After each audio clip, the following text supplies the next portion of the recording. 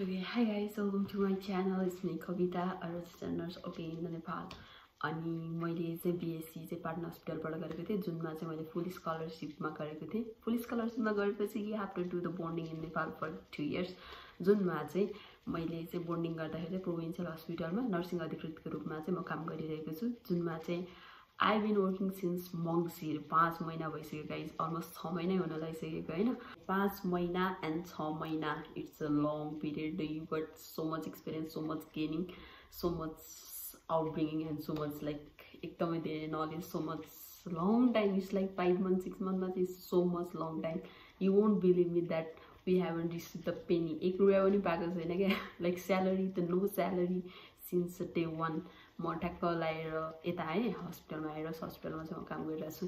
जस्तो हस्पिटलमा आउने दिनै के भन्नुभएको थियो भने तपाईहरु स्कलरशिप बोन्डिङहरुको चाहिँ बागमती प्रोभिन्सबाट चाहिँ पैसा पठाइदिएको छैन, so you won't get any receive the no salary since then. अनि त्यसपछि एउटा मङ्सिरबाट अब आउँछ भन्दा भन्दै माघ भइसक्यो। माघमा नि आएन, अनि वी राइट लेटर। अनि त्यसपछि एउटा भएन, अझ हामी अझ कुरिरहेछौँ क्या।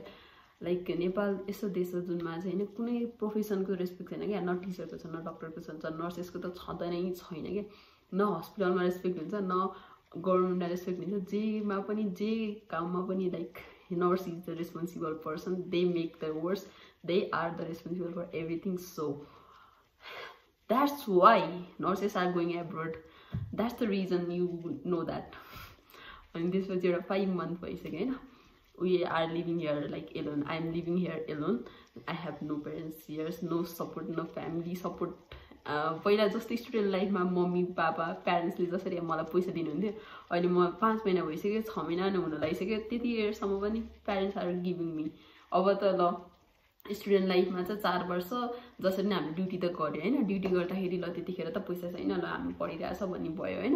अनि अब त ल काम गर्छ, पैसा कमाउँछ, इन्डिपेन्डेन्ट हुन्छ भनेको झनै इन्डिपेन्डेन्ट भइरहेछ कि अहिलेसम्म पनि आगै छैन पैसा। वाइ?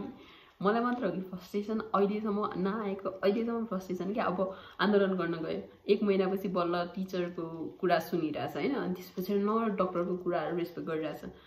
अनि हामी आन्दोलन मात्र गऱ्यो नि हाम्रो टाइम मात्र वेस्ट भयो हैन।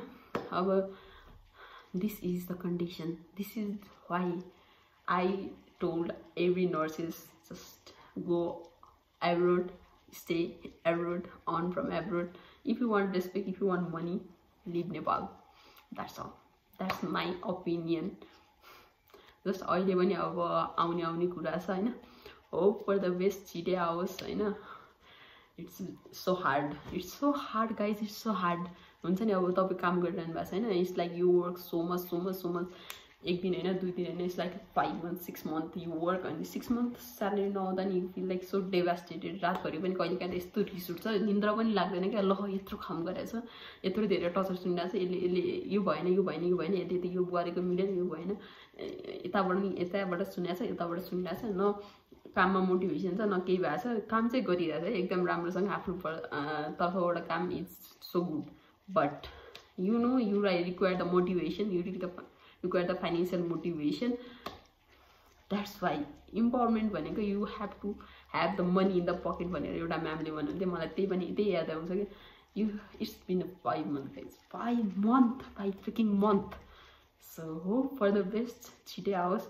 अब वैशाख, अहिले त वैशाख भएको छ, म मङ्सिरबाट काम गरिरहेको छु। I have no penny, no salary, nothing.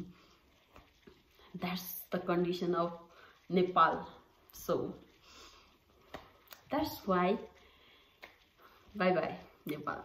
I'm not leaving here after 2 years. I'm leaving as soon as possible. तर 2 years I won't गर्नुपर्छ, and then after I will think. So I suggest everyone who work here, private मा त्यस्तै हो, government मा त्यस्तै हो, salary त्यस्तै हो।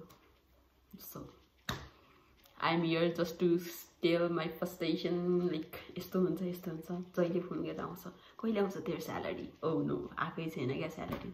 भन्न पनि लाजै मर्दो के भगवान, नो के गर्ने होला त यसरी जिन्दगी चल्छ नेपालमा क्या। नेपालमा गाइजहरू, नेपालमा अब स्कलरसिप छ, स्कलरसिप भएपछि उनीहरूलाई 2 इयर्स खटाउँछ भनेपछि स्यालेरी दिएर पठाउने, पहिल्यैबाट बजेट छुट्याएर राख्ने अनि पो पठाउने त। त्यत्तिकै ल प्लान पनि छैन, कि इम्प्लिमेन्टेसन छैन, एजुकेसन छैन, न केही पनि नै छैन क्या। सिस्टम नेपालको के हो क्या, यस्तो के हो भगवान।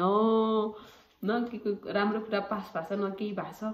Nepal government, why you are doing this to all the peoples? राम्रो छ, beautiful. Nepal is so beautiful, like covered by the so much beautiful mountain, so much beautiful places, lake, mountain, everything is so beautiful, people are beautiful. तर नेपालको system why is not good? अहिलेसम्म पनि किन यस्तो इम्प्लिमेन्टेसनै हुँदैन, राम्रो कुरा नै किन हुँदैन? Why peoples in the good positions are not doing this? राम्रो काम गर्नेहरूलाई जसरी पनि निकालिदिन्छ, अनि नराम्रो काम गर्ने मान्छेहरू अथवा ढिला काम गर्ने मान्छेहरू, कामै नगर्ने मान्छेहरूलाई चाहिँ ल्याएर राखिदिएको छ। नेपालमा के हुन्छ भने काम हुँदैन क्या, काम हुँदैन, गफ मात्र हुन्छ, कुरा हुन्छ, केही हुँदैन, काम चाहिँ हुँदैन नेपालमा। एभ्री सेक्टरमा, एभ्री प्लेसमा, जस्ट मार्क माई वर्ड होइन, एभ्री प्लेसमा यु गोना सी द्याट क्या, काम चाहिँ हुँदैन क्या। राम्रो मान्छेलाई तिनीहरूले अगाडि बढ्न पनि दिँदैन, माथि पुगेको मान्छेलाई खुट्टा तानेर तल झार्ने मान्छेहरू चाहिँ धेरै छ क्या यहाँ। And that's the thing. अझ म के सोचिरहेको छु भने यत्रो धेरै मान्छे छ क्या नेपालमा अझै पनि क्या। म सोच्छु यस्तो पोलिसी, यस्तो सिस्टम भएको देशमा होइन अझ यति मान्छे टिक्नु भनेको नि यसलाई ठुलो कुरा हो क्या। अझ धेरै धेरै धेरै मान्छे जानुपर्ने क्या। Hope for the best, hope for the good. I love my country but this is not the good, this is not good, this is not good. All the यत्रो धेरै मेहनत गरेर पढेको चाहिँ, यत्रो 4 वर्ष 5 वर्ष पढेको, I am just talking with the every scholarship bond होइन, सबै स्कलरसिप भएको डक्टरदेखि लिएर नर्सदेखि लिएर एभ्री प्यारामेडिक्स, एभ्री पिपुललाई they are not able to pay since 5-6 month. Hope for the best, जति सक्दो छिटो आओस्। Everybody take care, bye bye, thanks for listening.